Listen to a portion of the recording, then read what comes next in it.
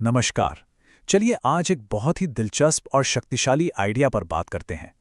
कभी ऐसा लगा है कि जिंदगी बस एक भागदौड़ है, किसी ऐसी चीज के पीछे जो हमेशा पहुंच से बाहर लगती है?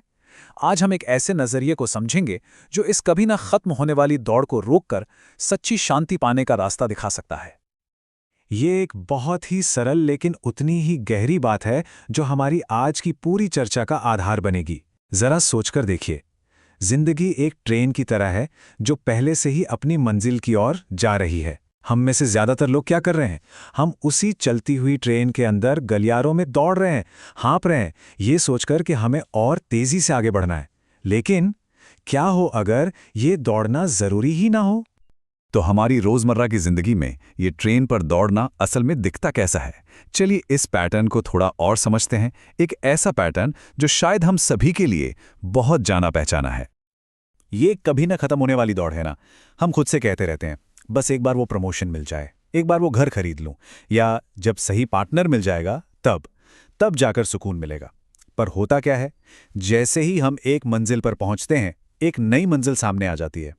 हम हमेशा उस ट्रेन के अंदर ही दौड़ते रहते हैं जो तो वैसे भी आगे बढ़ी रही है, और ये भूल जाते हैं कि इस सफर का आनंद भी लिया जा सकता है। अब थोड़ा और गहराई में जाते हैं। ये जो अगली चीज का भ्रम है, ये जो धोखा है, इसको समझते हैं। हम देखेंगे कि कैसे खुशी की ये लगातार खोज एक तनाव से भरा चक्र बन जाती है। एक ऐसा चक्र जिससे बाहर निकलना बहुत मुश्किल लग सकता है। ये टाइमलाइन देखिए, ये हम सबकी कहानी जैसी है। स्कूल में हैं तो अच्छे कॉलेज में जाने का स्ट्रेस, कॉलेज में हैं तो एक अच्छी नौकरी पाने का स्ट्रेस, नौकरी मिल गई तो एक साथी खोजने का, और ये सिलसिला बस चलता ही रहता है। मतलब हर पड़ाव पर हम आज को कुर्बान कर रहे हैं भविष्य की किसी काल्पनिक खुशी के लिए जो असल में कभी आती ही नहीं। और इस पूरे चक्र का नतीजा क्या है? लगातार तनाव की एक स्थिति। जिंदगी बस मुश्किलों और रुकावटों की एक सीरीज बनकर रह जाती है, और जो असली सच्ची शांति है वो हमेशा के लिए टलती रहती है। एक ऐसा वादा जो दूर तो दिखता है पर कभी पूरा नहीं होता। लेकिन क्या इस चक्र को तोड़ने का कोई तरीका है? बिल्कुल है। अब हम एक अलग तरह की इच्छा की बात करेंगे। एक ऐसी इच्छा जो बाकी सभी इच्छाओं से कहीं बढ़कर है और जिसमें हमें इस अंतहीन दौड़ से आजाद करने की ताकत है। इसे कहते हैं जागृति की तीव्र इच्छा। अब ये वैसा वाला एक्साइटमेंट नहीं है जैसा प्रमोशन मिलने पर होता है। नहीं, ये एक बहुत ही शांत, गहरा यकीन है। ये समझना कि असली शांति बाहर की चीजों में नहीं बल्कि अंदर से आती है। ये दौड़ना बंद करके बस ट्रेन की सवारी का मजा लेने जैसा एक फैसला है। ये तुलना देखिए, इससे बात और भी साफ हो जाएगी।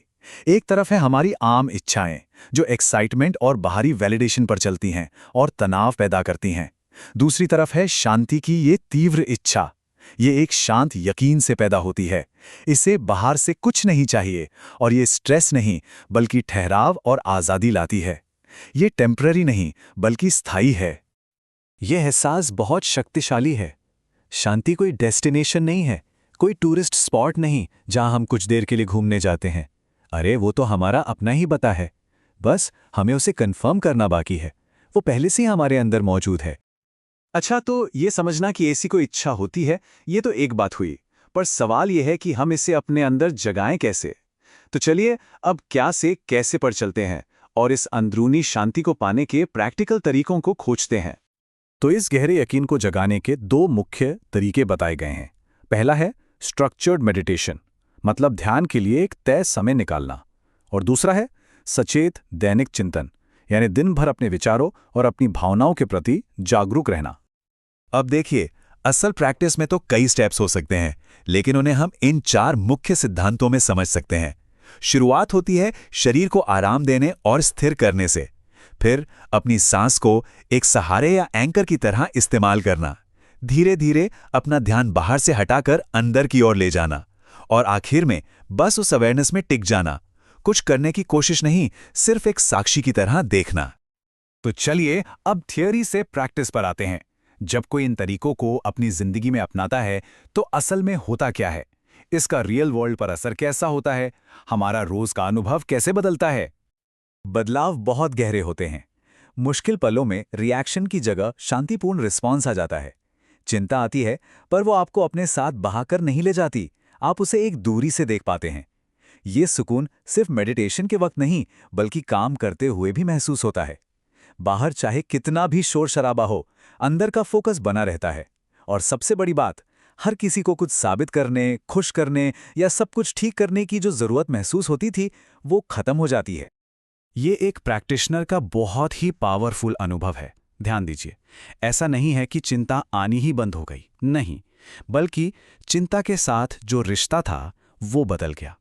उसे दबाने या उससे लड़ने की बजाय उसे बस देखने और उससे अलग होने की काबिलियत आ गई।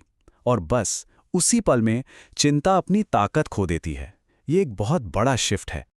47 साल, इस प्रैक्टिस को सिखाने वाले ने खुद इसे 47 सालों तक जिया है। ये एक बहुत ज़रूरी बात है जो हमें याद दिलाती है कि ये कोई क्विक फिक्स नहीं है, कोई वीकेंड वर्कशॉप नहीं है। ये ज़िंदगी भर चलने वाली एक डेडिकेटेड प्रैक्टिस है। और इस बात को समझना बहुत ज़रूरी है। इसे एक हॉबी की तरह नहीं देखा जाना चाहिए। ये कोई आध्यात्मिक स्पा मेंबरशिप नहीं है कि जब मन किया अच्छा महसूस करने चले गए। नहीं, ये ज़िंदगी के साथ अपने रिश्ते को फंडामेंटली बदलने का एक तरीका है। दुनिया को देखने और महसूस करने के तरीके में एक बुनियादी बदलाव। तो हम घूम फिरकर वहीं आ गए जहां से हमने शुरुआत की थी।